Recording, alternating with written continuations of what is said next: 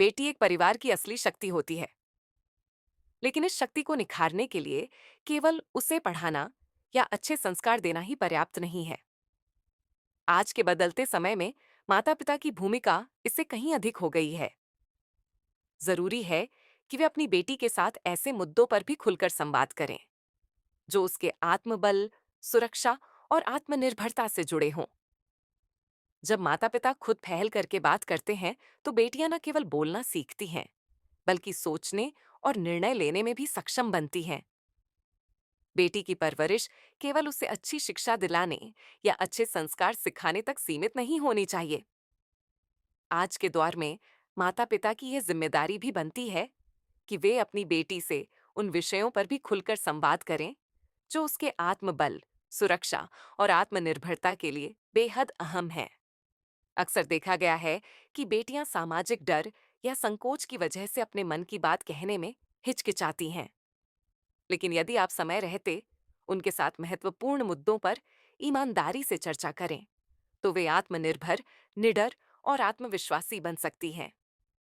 सुरक्षा और आत्मरक्षा का महत्व बेटियों को यह सिखाना जरूरी है कि यदि वे किसी असहज या खतरनाक स्थिति में हों, तो कैसे प्रतिक्रिया दें। उन्हें सेल्फ डिफेंस की ट्रेनिंग दिलवाएं और जरूरत पड़ने पर मदद मांगने के लिए हेल्पलाइन नंबरों की जानकारी दें। पैसों की समझ और आर्थिक स्वतंत्रता, बेटी को बचपन से ही ये समझ देना जरूरी है कि पैसे की अहमियत क्या है। उसे सिखाएं कि बजट कैसे बनाएं, बचत कैसे करें और स्मार्ट निवेश कैसे किया जाए, ताकि वह आर्थिक रूप से आत्मनिर्भर बन सके।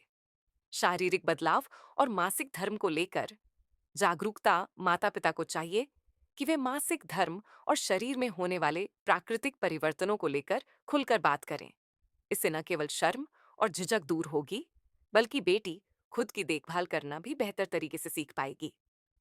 रिश्तों की समझ और सीमाओं की पहचान, उसे यह सिखाना भी जरूरी है कि रिश्ते तभी स्वस्थ होते हैं जब उनमें आपसी सम्मान और विश्वास हो। उसे यह बताएं कि किसी भी रिश्ते में अपनी सीमाओं को पहचानना और बनाए रखना क्यों जरूरी है। गुड टच और बैड टच, बेटियों को गुड टच और बैड टच के बारे में जरूर बताना चाहिए।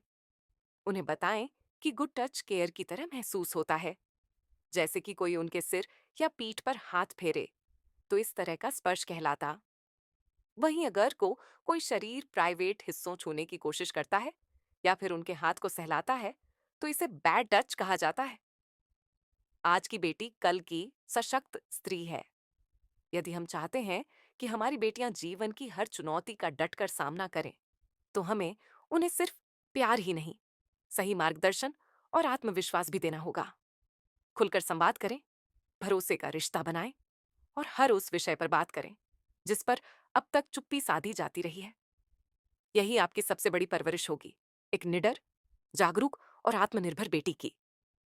आइए अपनी बेटियों को सिर्फ सपने देखने नहीं, उन्हें जीने का हौसला भी दें।